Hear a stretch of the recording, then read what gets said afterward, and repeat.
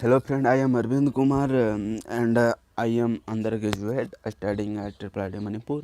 Today I am going to discuss refraction of light through a prism, which is the topic of light and class 10th. So let's get started. Um, सबसे पहले हम लोग prism का introduction जानते हैं कि prism होता क्या। तो prism is a triangular glass which has two triangular bases and three rectangular lateral surfaces. A prism is an object of a transparent material like glass or plastic that has at least two flat surface that's from an acute angle. Acute angle के लिए 90 से कम angle को बोलते हैं acute angle, ठीक है। तो हम लोग प्रिज्म के बारे में जाने कि ये किसी भी ट्रांसपेरेंट मटेरियल का हो सकता है, लाइक प्लास्टिक और ग्लास का हो सकता है, और इनका जो एंगल होता है एक्यूट होना चाहिए, यानी कि लेस देन 90 होना चाहिए, और एटलीस्ट मतलब टू ट्रेंगुलर बेसेस होना ही चाहिए। ओके, हाँ, हम लोग एक्चुअली रिफ्रैक्शन देखेंगे, refraction of light through a prism देखेंगे। तो उससे सबसे पहले हम लोग जान लेते हैं कि लिए रिफ्रैक्शन के लिए होता क्या। तो रिफ्रैक्शन जानने के लिए हम लोग सबसे पहले डिफ्रैक्शन देखते हैं। तो refraction is the change in direction of a wave passing from one medium to another medium.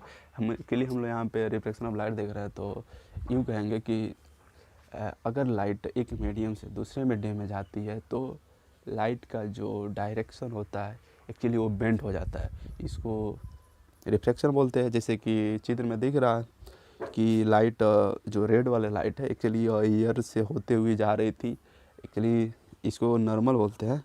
Normal के साथ ठीक ठाक 1 डिग्री बनाते हुए जा रही थी, लेकिन यहाँ पे मीडियम चेंज होने के कारण यानी वाटर आने के कारण एक्चुअली इसका पाथ चेंज हो चुका है, जो कि θ2 बना रही है। तो यहाँ पे हम लोग एक बात जानेंगे कि अगर एयर को के लिए हम लोग रेयर कहेंगे और वाटर को डेंसर कहेंगे, एक्चुअली रिलेटेड डेंसिटी से पता नहीं, वहाँ पे हम लोग नहीं डिस्कस करेंगे। मतलब कि अगर रेयर से डेंसर में जा रही है तो रे लंब के नॉर्मल की ओर झुकेगी। अगर यही रे डेंसर से रेयर की तरफ जाएगी तो नॉर्मल से दूर जाएगी। और वही चित्र ये फिगर सेकंड में भी वही दिख रहा है कि ऊपर रेयर है, नीचे डेंसर है, और ऊपर का एंगल कुछ ज़्यादा है, ऊपर का एंगल कुछ ज़्यादा था और नीचे का एंगल कुछ कम हो जा रहा है। रेयर से डेंसर जाएगी तो नॉर्मल की ओर झुक रही है, ठीक है। आगे देखते हैं। हाँ, अब हम लोग रिफ्लेक्शन ऑफ लाइट देखेंगे थ्रू ए प्रिज्म के लिए होता क्या। इसके लिए फिगर में देखते हैं, चलिए। देखिए, के लिए रे जा रही थी इधर, इसको इसको इंसिडेंट रे बोलेंगे, ओके।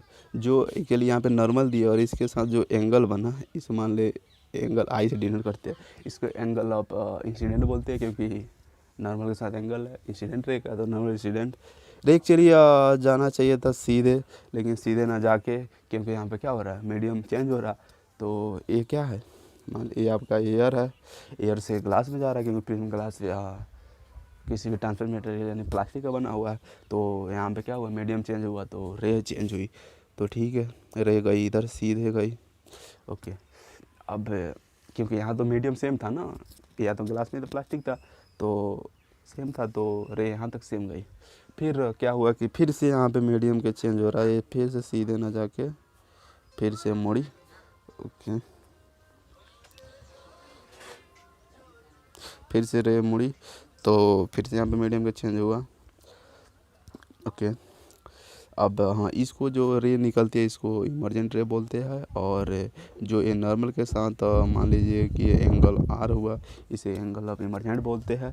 अगर हम बात करें कि अगर रे शुरू में हो क्या रहा था, शुरू में एकदम रे सीधे जा रही थी। अगर हम लोग देखें कि एक्चुअली रे में डिविएशन कितना हुआ है, टोटल डिविएशन कितना हुआ है, तो अगर ये इमर्जेंट रे को अगर पीछे बढ़ाया, जो ये डॉट लाइन से बढ़ाया गया है, तो इसके बीच जो एंगल मान लीजिए जो है, जो थीटा डिनोट करते हैं, तो इसको बोलेंगे हम लोग एंगल ऑफ डेविएशन, क्योंकि ये टोटल डेविएशन है, क्योंकि ये जा रहा था इधर सीधे, इतना सारा डेविएशन हुआ, तो इसको एंगल ऑफ डेविएशन बोलेंगे, ठीक है। अब आगे हम लोग बढ़ते हैं। हाँ, तो इसी से रिलेटेड एक डिस्पर्सन है। डिस्पर्सन में हुआ क्या कि जब वाइट लाइट को प्रिज्म से गुजारा जाता है तो 7 रंगों में टूट जाता है, जिसे डिस्पर्सन बोलते हैं। एक्चुअली होता क्या कि जैसे कि वाइट लाइट गई प्रिज्म में, वहाँ पे एंगल चेंज हुआ, मीडियम चेंज हुआ, फिर से जब निकली फिर से वहाँ से एंगल चेंज हुआ, मीडियम चेंज हुआ, तो 7 रंगों में टूटना ही है, तो टूटती है। इसको डिस्पर्सन बोलते हैं। इसका कलर कोड है विबग्योर। एक्चुअली और देखा जाए कि लैम्डा का वैल्यू, लैम्डा मतलब वेवलेंथ का वैल्यू तो रेड का सबसे ज़्यादा होता है और ये भी का सबसे, बैगनी का सबसे कम होता है। Thank you for watching.